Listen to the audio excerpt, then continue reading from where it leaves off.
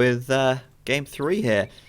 Alrighty then, so guys, welcome back to the War is Coming Grand Finals between the Tyrant Legends and the Tyrant Warlords. We are here with game number 3, which is going to be a deathmatch on Green Arabia deathmatch version, which has no sheep and no straggler trees to make it nice and easy to build these buildings around your TCs. We've got the Tyrant Legends, of course, and the Tyrant Warlords bringing in a different player here. We've got Jitba on the map, and this should be interesting. So anyway, let's introduce the players, see who we've got, where we've got them before it's too late. On the left side, in the blue, we've got Cab, and he's playing as the Huns. In the pocket position, in the yellow, we've got the Viper playing as the Mongols, and on the right flank, in the grey, we've got Jordan 23 playing as the Saracens. Now, I've never seen Cab play deathmatch before. I'm going to be very interested to see how this goes down, because he is up against Jitba on the left flank, the teal player here, playing as the Huns, one of the best deathmatch players in the world, solely playing deathmatch. Not seen him once in random map. But in deathmatch, he is very, very difficult to beat, and he is piling into Cab's base, keeping that pressure on nice and quickly. In the pocket position for the Tyrant Warlords, we've got Fire playing as the Saracens, and on the right side, we've got Riot playing as the Mongols. I'm excited for this, actually. I don't normally get excited for deathmatch, but this is the first 3v3 deathmatch of the tournament. It's taken us an entire 5 months to get here, but we are finally seeing a 3v3 deathmatch, and we are seeing some fantastic players as well. The Viper and Jordan 23 had a phase where they played a lot of deathmatch to try and practice at it and get better, and they did very, very well. It turns out that RM, random map, is much more transferable to deathmatch than deathmatch is to random map. It's very unusual to see a top random map player who came from playing deathmatch, whereas the other way around, that's more common. Riot is an incredibly fast player. He's over here on the right side against Jordan 23. Saracens versus Mongols over there. Saracens getting the inherent advantage, I believe, due to the fact that they're well, their camels are a lot better, and the Saracen Mameluke is just fantastic as well. On the left side, of course, we've got a mix of Saracens and Huns versus Huns and Mongols. Mostly cavalry archers sitting at the back here, and those cavalry archers are going to be fantastic for dealing with those camels, as the camels just have a single 0+2 armor for the Mongols. So Viper's camels there getting absolutely chewed up in a second, and Fire's camels, they're able to resist a lot more. If you look at that, Viper's 140 health with 2 defense, and well, Jitba's coming in with 170 health and 4 defense. So Viper's camels just melting away, and Jitba, Fire getting a big advantage here on the left side, and Viper doing everything he can to start, well, defending Cab. On the right side, well, Jordan 23 should have the advantage. Like we said, he's clinging to this hill for now, preventing Riot from building that castle over there. He's got his own castles up, and he's starting to make those all-important Mameluke. On the left side, Viper's starting to bring those Mangudai in, but they do take longer to get rolling. Meanwhile, we've got Jitba bringing in those siege rams to try and bring down these castles as fast as possible, because once those castles go down, Cab's economy will be left wide open like a nut that has been busted. So, unfortunately, Cab's economy does certainly not seem to be in a fantastic position right now. Jitba is looking really menacing here as he pushes in. Needs to bring those siege rams in, though. And the economy for Jitba is looking better. The economy for all of these guys is looking reasonable, aside from Riot, actually, who is struggling to hold his own against the superior Jordan 23. The superior Saracens, that's what they are. He really wants that castle on the hill there, but that is not going to happen, and he is engaging uphill as well, which means that Jordan 23 is going to mash through that if he holds the hill for long enough. His camels and Saracen Mameluke doing so well. And, well, Riot's economy not looking amazing, but then again, neither is Cab's. Both flanks struggling a little bit for the opposite teams. Viper's finally bringing in some of those siege onagers, and that is the perfect thing to start bringing in against these heavy cavalry archers here. But unfortunately, this castle for Cab is going to go down fairly soon by the looks of things. Siege onagers, of course, certainly going to help somewhat at dealing with that, but Viper seems to have run out of steam with the reinforcements. He's too busy sending them into the middle of the map to try and take some more map control, but Fire's just heading him off here. Viper trying to get up a castle, but it's not going to happen. And Jidba's got a great amount of map control in the center. This last castle then, very close to falling now. Whilst on the right side, Riot actually defended. And it's now Jordan 23 who's on the back foot. Well played by the Tyrant Warlords. They're looking at a fantastic position to take a game right here. Of course, MVP of the game at the moment in terms of score is Jidba by quite a substantial margin. They just need to bring down that castle, and there it goes. Saracen camels coming in, and those onagers, you gotta watch them. They can be very deadly against these heavy cavs. Quite a few going down as well right there. And, well, Cab's base is nearly no more. Cab's bringing out as many heavy cavalry archers as he can here. Viper, meanwhile, having to defend from Riot, who is raiding with Mangadai. And Riot's just going to hold that hill with Siege Onagers for now. In the early game, the Saracens get a huge advantage. But as the game goes on, I feel like they do peter out very quickly. Obviously, once the Mongols start bringing out Siege Onagers, once they get enough Mangadai, the Mangadai are able to hold their own a little better against the Mameluke. But yeah, this left side's in trouble. Jibba's now piling his units into Viper's base, and these guys are going to try and stop any early trade that the Warlords, the Legends are trying to set up. The Warlords getting their trade going across the back now. Legends doing the same, but they are in the firing line pretty quickly here as, well, we got heavy cavalry archers, and we got those Mangadai coming in. These Mangadai not paying attention though. Castle just cutting them down where they stand. And Cab's trying to get his castles back up again, but Cab is going to lose them pretty quickly at this rate as well. Very defensive play from him on the left side.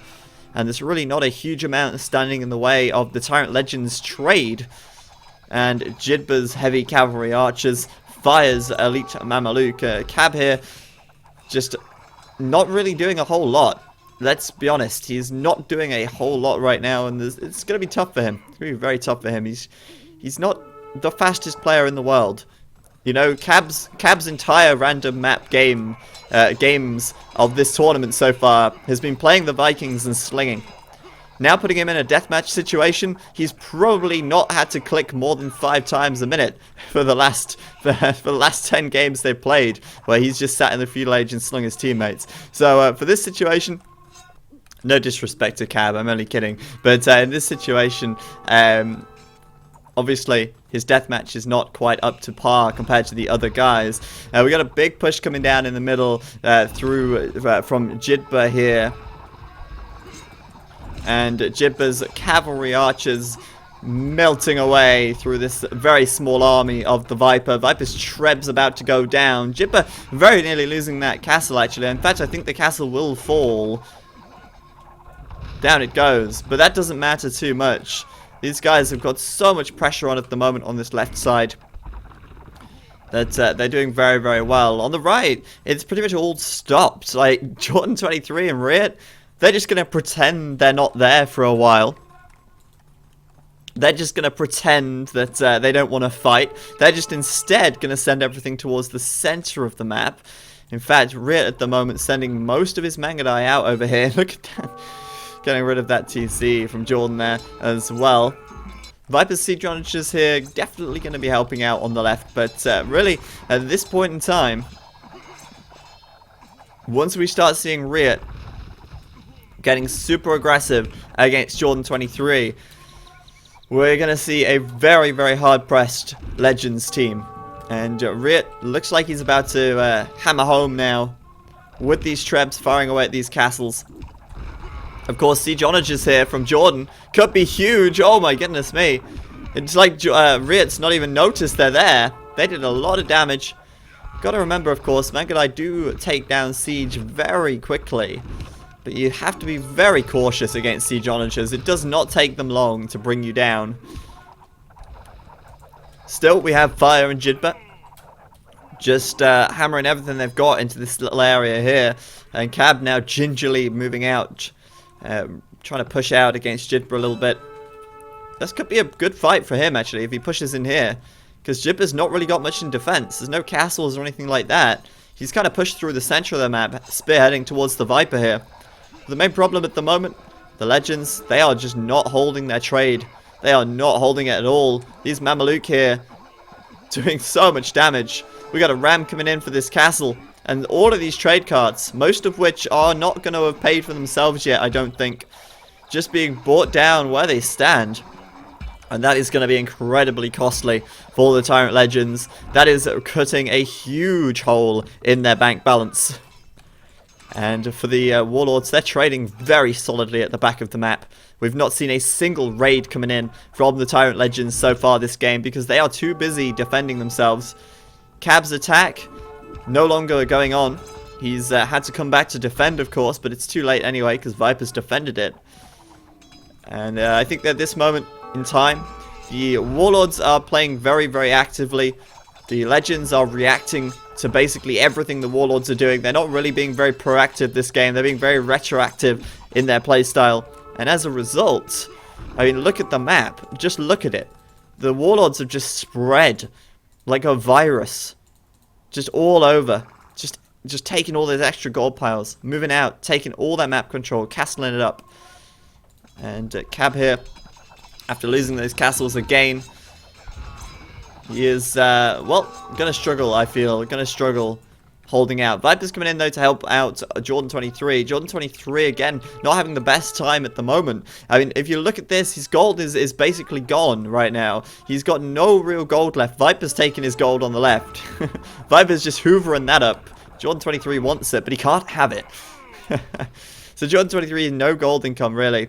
At all. And well, he's relying on trade, which we just saw get massacred over there. So his production of units at the moment is pretty abysmal.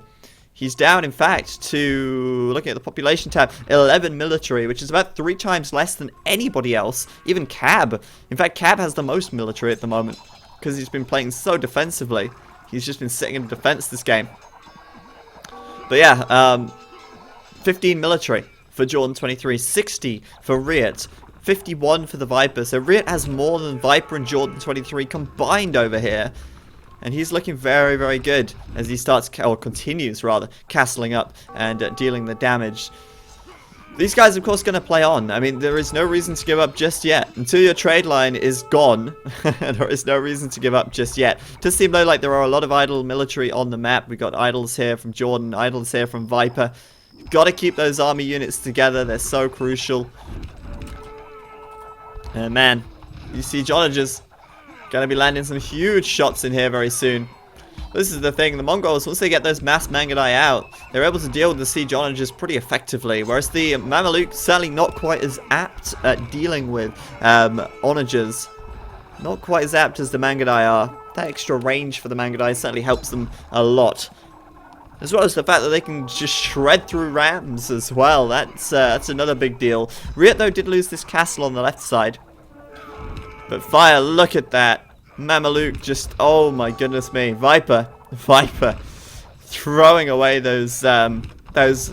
Mameluke are fantastic against Mangudai. They do really well. It's the siege onagers that help Riot in this situation. But, you know, you saw that. Those Mameluke just there. Viper just ran through. And, oh my goodness me. That's game right there. That is game over. Those Mameluke sitting on the hill. Gonna kill everything in sight. Absolutely everything. Fire's got rams here as well, just to annoy Viper so he can't hit his Mameluke. Any carts that come near are instantly dead. And Fire's gonna go in with his Mamelukes. They're 130 health, and he's just gonna go bosh, bosh, bosh. Killing everything in sight. That's it for the Legends. There is no question in my mind that that is it. We've got Riot coming to the back as well, starting to raid now as well. He's going to get some villager kills. He's going to get a lot of trade cart kills. And to get your trade up and running again from this position, so difficult to do. The fact now that Warlords have got these units in the back of the map, that's also huge because this is going to, of course, cause another reaction from the Legends. The Legends have to get rid of these Mangudai, but it's too late. It's over. GG, and the Warlords are going to get game number 3 after a pretty damn good deathmatch from these guys. Very, very quick to start. They were very, very good at keeping that pressure on the left side. Jordan 23 had a great start on the right side, but Riot was able to defend and push him back, keeping Jordan 23 short on gold. And then after that, because of this huge amount of map control that the Warlords even, the huge amount of map control that the Warlords managed to hold, they were able to hoover up the extra gold piles. They were able to keep their trades safe. Not a single raiding party came in this entire game from the Legends. They were too busy defending. And with that, the Warlords just pushed that advantage and won the game, of course. So there you have it. Game number 3. Pretty quick, but of course it is deathmatch. And that's going to make it 2-1 to the Legends at the moment. The Warlords getting that 3rd point.